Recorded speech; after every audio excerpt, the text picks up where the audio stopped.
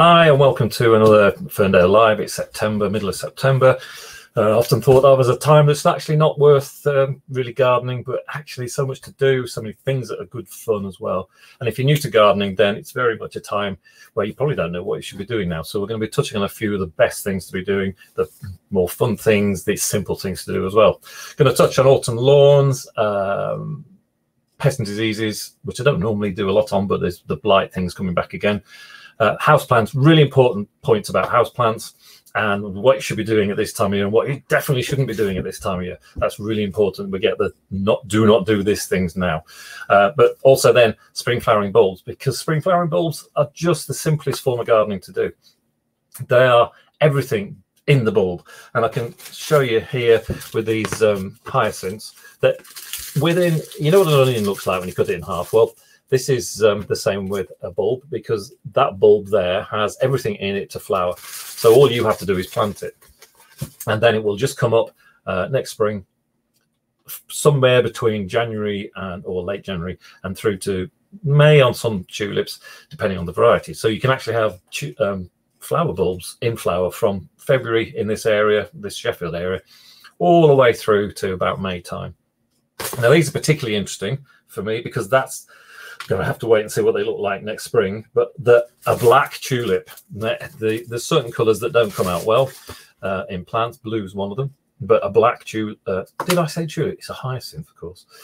Quite expensive, 3 bulbs for £10. But for those of you who like a bit of the Gothic, this is just going to be the great start to a new bulb season. Brand new this year. Now, this is new, and this makes me chuckle. We know quite a few Dutch people. Most of these bulbs, in fact, all of these bulbs here are grown in Holland. And they've got a great sense of humour. And this one that they have launched this year, it's called British Gamble. So I'm sure they're talking about Brexit and so on, but I think that's really funny. And I just couldn't resist buying those. Bulbs have been an important part of the economy in the past. There was things called Tulip Mania years ago, but you can look that up and find out about Tulip Mania. But the results of that bulb are worth more than gold. So this is the Saffron crocus. And saffron that you get in, that they use for dyeing things and flavouring cooking, it comes from these little orange pieces here. And if you collect those, and when you weigh them up, they're actually worth more than gold.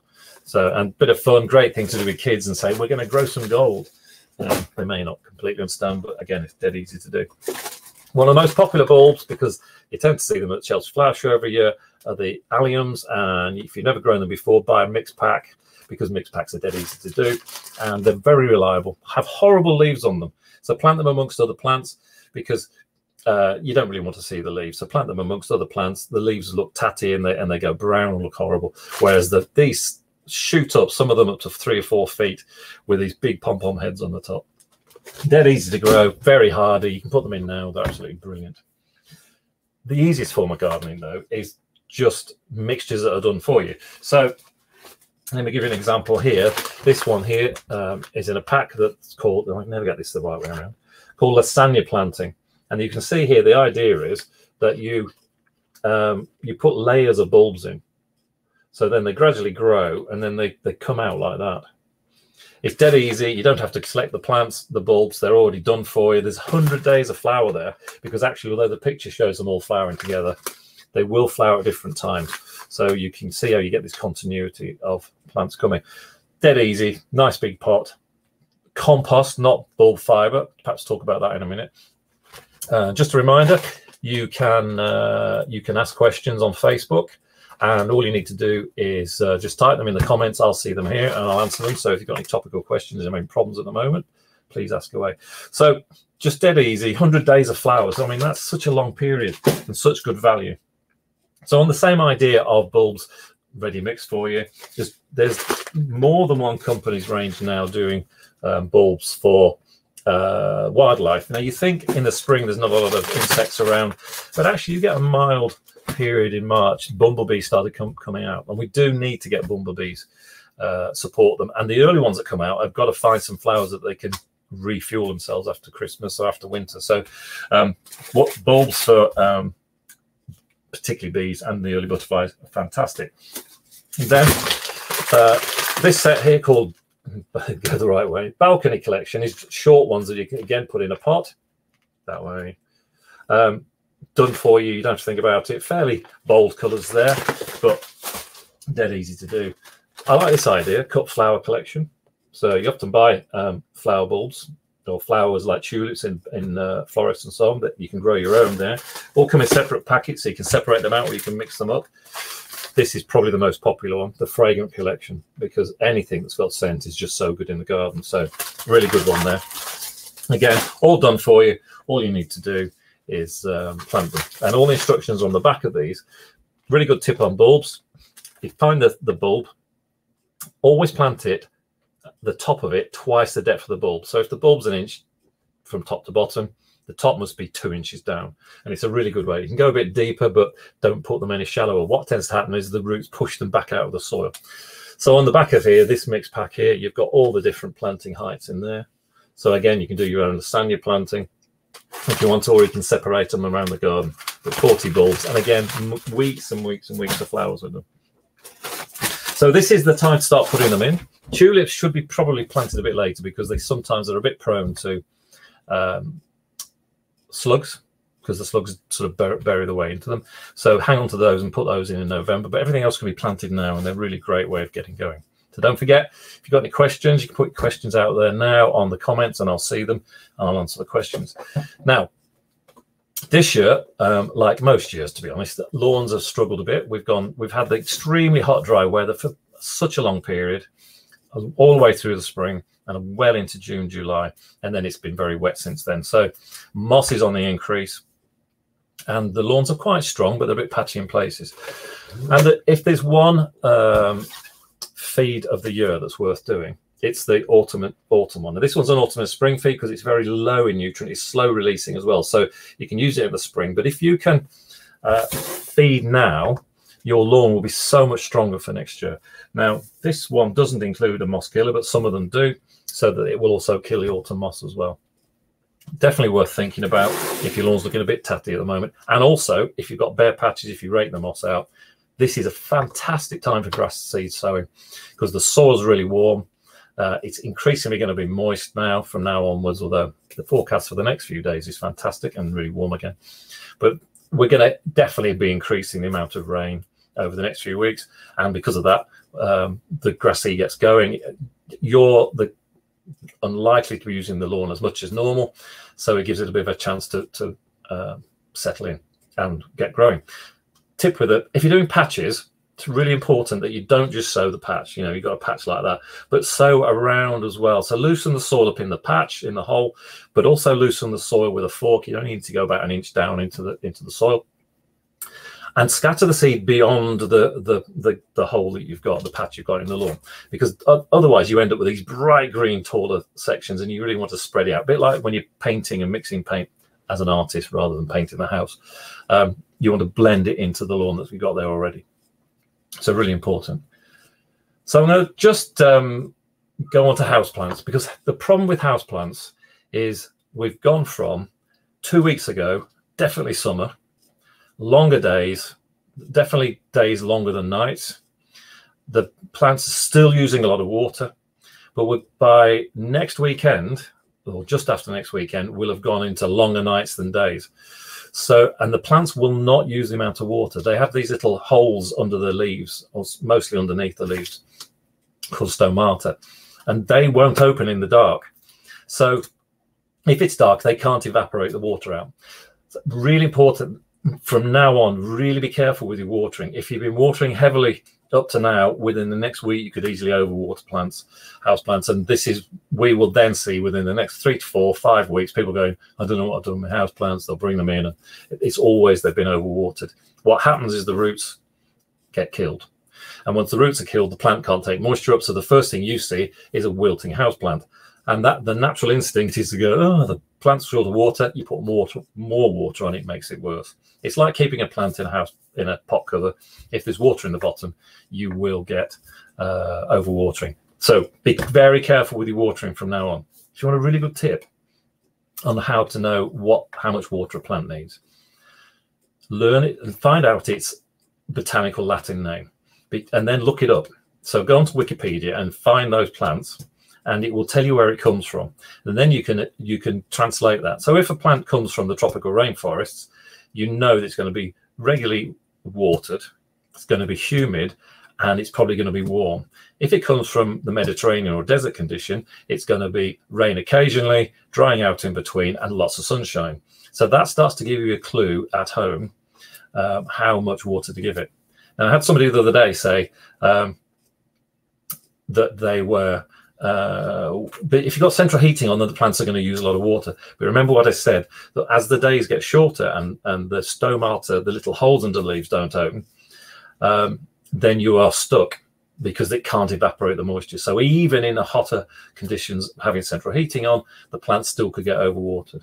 And a quick tip for citrus, because a lot of people like citrus, the lemons particularly, is they don't like the dry atmosphere of central heating. So try and keep them either in a room like the kitchen, or keep them in a room, the bathroom, if your bathroom is big enough, or mist them regularly.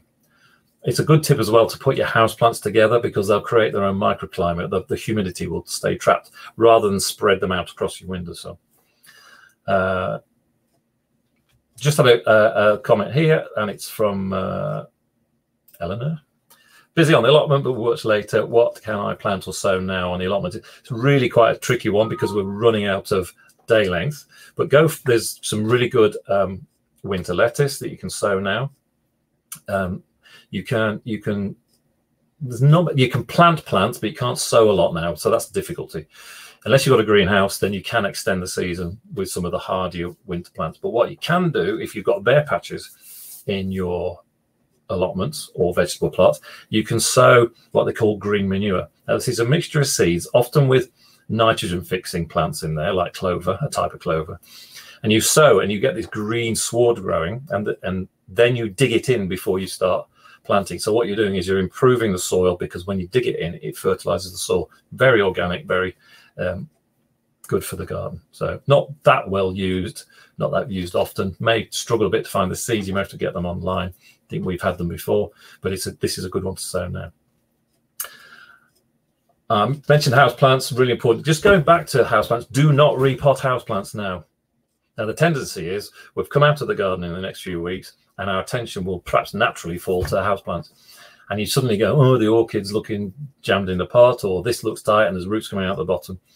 If you repot houseplants now, there's a very, very high chance that you will overwater them. There's always this simple rule: always only pot up by the next pot up, next size up. So a 9 centimetre pot, you'd go to 10 centimetres, 10 centimetres, you'd go to 13, possibly 12. But the volume of compost within the shape of the pot is often double the previous pot. It's only narrow at the top, but you've got all that side part as well. The danger then is that gets wet, it holds the moisture, it gets cold, and it damages the nice new roots that were in the original pot. So my tip is put up with it through the winter. If they're falling over, put them in a bigger pot cover so they can stay upright, and then repot them in April. April, May is a fantastic time for repotting. The days are then longer than nights. It's getting warmer. The plants are desperate to start growing, and they will be much, much happier than trying to do them now or anywhere through the winter. Now, if, like us at home, your your hanging baskets are looking amazing, because often if we get a really hot period, we then go into September, and that your summer hanging baskets will suddenly improve. And the simple reason for that is it's cooler. You may have added extra feed because they're running out at the end of the season, and it's very tempting to go, right, I'm not going to do a winter basket until that phase. But the problem is that these amazing little plants, this is an autumn and winter viola, and particularly the winter flowering pansies, they perform best if you can plant them now. So either look at your hanging baskets and go, yeah, actually they are getting a bit tatty. All you need to do is take off the top layer, leave all the liner and the compost in there. You can do this at this time of year, and you replace them with these plants. So just plant them in the top. Do it in September, and you will get stronger plants. You will get more flowers, and they will flower through the winter, because what you're looking for is these roots here to get going into the compost so that the tops can grow. If you plant that in your baskets, and it applies to pots and tubs as well, in November, they will just sit there. Now, you'll then have to put more plants in, because that part of the plant won't get any bigger. But if you put them in now, this will double its size in about the next 3 or 4 weeks, which is actually fantastic. If we get warm weather like we're going to get next week, these flowers will often set seed because there's loads of insects around. So just keep an eye on it. And if you get a little seed pod forming on the back of the flower, just there where my fingers are, just nip them off and then it'll make sure they keep flowering. Now, these cyclamen have become very popular over the last few years, and they are almost hardy. If you live in an urban environment, the middle of a city, and particularly in places, the big cities like London and Manchester and Birmingham, they will often go all the way through the winter. But in colder areas and very wet positions, they often don't do as well, and they'll probably get through to February.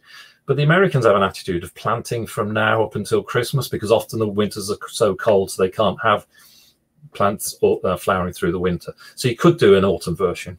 The secret with these is to try and make sure that you don't get any rot down inside here, because it's often the cold and the wet getting inside there that causes the problems. Now, I don't recommend you do this in certain places, but a good sign of a really good cyclamen is if you can support it on its leaves like that. Let me put back a bit so you can see. You can see that's been grown really nice and cool, and that means this is stronger. But that means that the stems then on the leaves are much stronger, and they will then resist getting damaged by mold. Secret, either inside, because you can grow these on the window inside. Secret in a basket is try not to get water in there, and if you are watering, water from lower down. A little bit tricky in a hanging basket, but it is possible. But they work very well in baskets and pots and tubs and so on at this time of year. Ellen has asked if we sell self-watering pots, and now what we had introduced from a fantastic company in Holland, who most of their plastics are either completely recycled material or partly recycled, but we're going more and more to recycled. They do an insert now that you can drop inside your existing pot cover. Now, in the past, you had to buy separate self-watering pots, and they weren't always very attractive. So what they've done is to design them just smaller than the standard pot cover, and the pot covers are designed around the size of the pots that the houseplants come in, so you can drop them into any size, and they go from around about 15 centimeters, which is about 6 inches, up to about 14 inches. So really good selection. They've got all the little bits in there, the built-in reservoirs. Drop them in your pot cover, use the pot cover as a reservoir. But again, it's really important with self-watering pots to know what the plant likes. So going back to what I said about looking up the plant variety on Wikipedia, know where it comes from is really important. So if you've got a self-watering pot and it's for a fern, ferns like to be kept moist so that they don't want to dry out. So you know that then there's a little indicator on them, as that drops to its bottom level, you might then top it up. If the plant needs to be dry between watering, particularly in winter, you might water it, let it drop, and then leave it for a week or two so it can dry out before filling it up again. And also another little good tip with watering houseplants in winter, which you should reduce dramatically, as I was saying, is use tepid water. Avoid cold water straight out of the tap. So you can either have a little watering can and leave it with water in near the plants, and it'll come up to room temperature, or just a little amount, just take the chill off with some warmer water. So it's really worth doing. And there's so many people now falling in love with houseplants, but this next 4 weeks is the most critical if you're new to it. And the worst one that I've ever found is caladiums, which is sometimes called the angel's wings. They really struggle with root damage. So self-watering pots could work for those, but you need to just be a bit cautious. You don't overwater even with those. So going back to pots on patios, one of the other ways of doing things, I say that with a hanging basket or a summer pot, you can just take the plants off the top and put these winter plants in, like the pansies, violas, and the geraniums. Not geraniums, no, cyclamen. But what I would also do is plant, let's find some plants underneath. That's the wrong soil. So let's use that one. You can plant these under the winter flowering pansies. So any of the crocus, small tulips, small daffodils, plant them underneath the cyclamen, particularly though the violas and the pansies, because they'll push through and they'll look amazing later on. Now, the most popular actual bulb in the country is this one. It's Narcissus tete-a-tete. It's the dwarf Narcissus. It only grows to about the height of that picture there. Well, the height of my head probably is an easiest way of describing it. And they work really, really well underneath something like these violas and pansies. So do that at the same time. Dead easy to do. So next extra tip on that, your summer basket looks amazing. You don't want to take it down yet. You don't want to take the plants out of the top, which is absolutely fine. And I don't have a problem with that at all. What I recommend is you have a separate hanging basket. So you plant that now with the winter plants. You stand it on a pot down at ground level so it can establish, it can get warm and just get bigger and bigger. Deadhead the seed heads on the pansies and violas if they set. That will fill, the roots will fill the compost. The basket will be really strong. And then in about 4 to 6 weeks, as your summer baskets start to fade, you can bring your other one back at your new planted one and hang that up instead. Your neighbors will be amazed and your friends will be amazed that you've continued to have plants all the way through. But remember, what I was saying is if you plant it now in September, your pansies and violas will be so much stronger and you will get flowers pretty much throughout the winter. Whereas if you plant in November, you may not get the flowers and the plants don't grow as quickly. So really consider doing that. It's a bit of fun. You can do it as a family. You can do it yourself. Most people have got more than one hanging basket knocking around. If not, you can buy empty ones. Or you can buy them pre-planted and you could have that sat ready to go up and to replace the summer. Then you can reverse the process next year if you want to plant your own hanging basket in spring. So you leave your winter one up until that starts to fade around about May, but you can plant your summer basket during May or even April if you've got a cold greenhouse. Get them well established, get them looking really good, and then just swap them over with the seasons. So that's my list of things to look at this weekend. The weather forecast over the next few days is absolutely amazing. It's going to be warm. It's going to be dead easy to do. You may be getting to a point going back to lawns where you may want to change the height of your mower blade. At the moment, I've got mine set on a little bit higher than the lowest one I usually do. I did a good cut on Wednesday. As you get further into winter and autumn, the cut needs to be a bit higher. You don't want to be scalping your lawn. One last thing to say, actually, is that September and October and right up to the middle of December is actually the best time for planting hardy plants because the soil's warmed up through the summer and because the moisture is increasing because it's raining, going to be raining more. Plants just love establishing in that period. And I was saying that the roots of pansies will get established if you put them in now. It's the same on hardy plants, that all the roots will start growing during the autumn. And in fact, it's the same on bulbs, that if you were to dig up your freshly planted bulbs that you put in now before you see them coming through, you'll find they've got loads of roots on, and they will often root from October, November, December in anticipation of flowering in the spring. So don't neglect planting perennials, trees, fruit bushes from now onwards. And in fact, do them before Christmas. You'll have better plants next year. You'll have less watering to do next year as well, because I always recommend in the first summer you water a lot, but you'll have a little bit less to do. The roots will be bigger, the plants will be bigger, you get more fruit, you get more flowers. It is actually the most natural time for planting and transplanting hardy plants.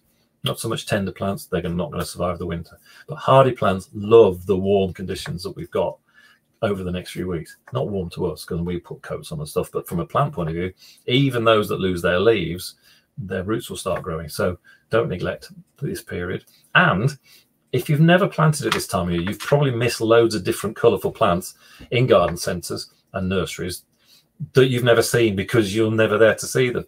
And it's our intent to make sure that we keep the interest and colour going as long as possible. And we've just started ordering our new seasons plants for now and for next year. And we're getting very excited about some new varieties. There's been some real shortages this year because of the popularity of plants and also some missed chances for growers when there was lockdown. And there hasn't been a rose to be had from a British grower for 8-10 weeks now. We've just placed our first order today and they will be arriving in October. So if you've left a hole for some roses, new roses will start arriving during October, probably fairly early if the weather stays like it is. Which reminds me, because I've got to do it myself, I don't know whether you've noticed, the trees are starting to turn yellow. and I have a pond. We have a pond just under some very big trees that are in the street, and they're just starting to shed. And I just 4 weeks ago spent hours and hours getting all last year's leaves out because I didn't net the pond to catch the leaves. So get some netting over the pond this weekend so you can catch all the leaves, stop them going into the pond and make it go stagnant. You can put them in your compost heap, and that way you will get fantastic compost. Oh, which reminds me, when your lawn is covered with leaves, and you're going to perhaps thinking about doing the autumn treatments I was talking about, set your blades high, mow the grass, and it'll chop the leaves up and mix it in with the grass clippings, and that's the perfect material for composting.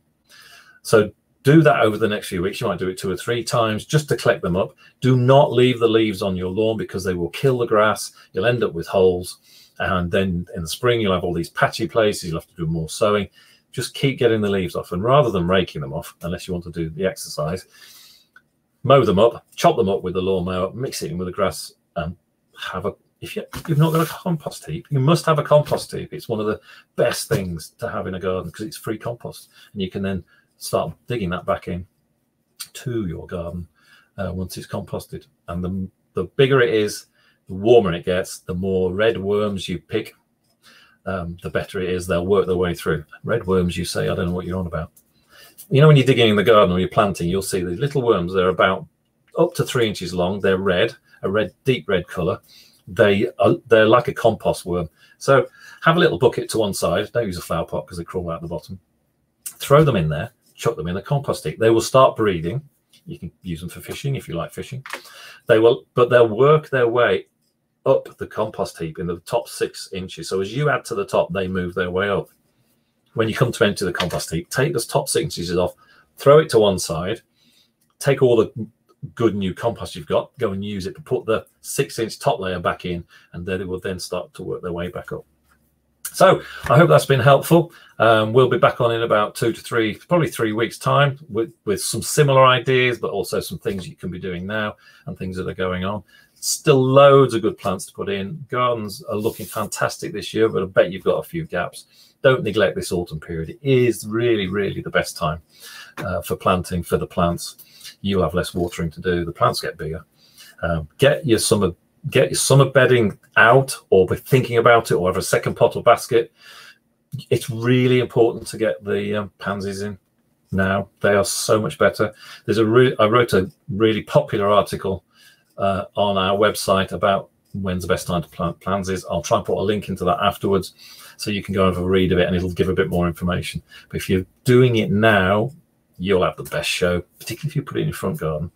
You'll have the best show in the neighborhood. So thanks for watching. For those of you watching it again, oh, hang on, Anthony. Well, yeah, Anthony's just come. We just got in, mate. Here we go. What does he say? What's the best time to cut down olive and fig trees? Well, they're Mediterranean plants. They don't do anything now. Leave them until we've gone right through the winter. Give them a light trim, particularly the olive. Give it a light trim in April, something like that, April, May next year. Fig trees, be careful on cutting them hard, because the danger is you end up creating a lot more growth. It's better to control fig growth by controlling the root growth. So keep it in a small pot. Always avoid planting them in the gardens because they get massive and don't have any fruit on them. And the fig is a very hardy plant. However, the fig's fruit is formed now. It has to go through the winter to ripen next summer. If we get a hard winter, they fall off, so protect them. And olives aren't a natural plant for this part of the country. In fact, surprisingly, they're natural plants for the Mediterranean, not around here. So they will need bagging up with a fleece bag for the winter. Always have some of those in your shed to protect them from the coldest weather. And particularly on Mediterranean plants, raise them off the ground so that when the rain falls into the pot, it can run straight out. If you keep the bottom of the pot in water, or the water can't get out because it's sealed itself down to your patio or whatever, you will waterlog it. And Mediterranean plants hate waterlogging. Good example of those is lavenders, and they hate to be in wet conditions. So that's fantastic to have you with us tonight, and thank you for the comments and the hearts and thumbs up and so on. If you've got any questions afterwards, or if you're watching this later and you want some questions answering, put them in the comments on after you've watched them, and we'll pick them up and get back to you, and we will keep you gardening, because there's a big campaign about, oh, we nearly forgot. There's a campaign starting. We will put it on Facebook next week called A Million Planting Moments. And it's to try and get a million plants planted in the UK over the next few months, because they're environmentally friendly. They're good for wildlife in your gardens. They're actually good for an industry that's really struggled this year to keep going because of COVID. Lots of political stuff in that. I won't go into that now. And there's over getting on for 600,000 people are employed in the UK in ornamental horticulture. So we're a big employer. So plant one of the million plants. That would be fantastic. We'll share more information next week on that. So thanks very much for listening and watching, and we'll see you soon. Thanks. Bye.